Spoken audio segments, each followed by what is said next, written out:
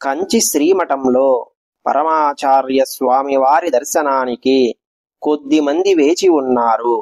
అంతలో ఒక 50 వయస్సులో ఉన్న ఒక ధనవంతుడు తన కుటుంబంతో కలిసి స్వామివారి దర్శనానికి వచ్చాడు. అందరూ ఖరీదైన దుస్తులు, నగలు వేసుకొని ఉన్నారు. అతని వంతు రాగానే మహాస్వామివారి ఎదురుగా ఉన్న నేలపై కూర్చున్నాడు. స్వామివారు యథాలాపంగా అతన్ని చూశారు. అతను మలయాళ యాస కలిసిన తమిళంలో మాట్లాడడం మొదలుపెట్టాడు. పెరియావా, గత 25 ఏళ్లుగా నేను అమెరికాలో ఉంటున్నాను.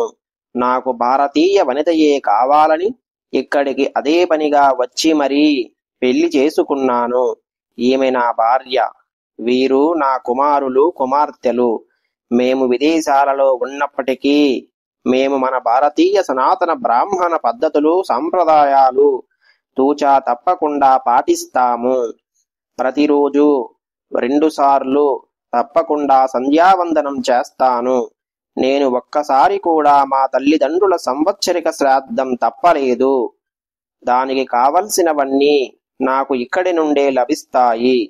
పెరియావా, మీకు తెలుసా, నేను ఆ విషయంలో చాలా జాగ్రత్త తీసుకుంటాను.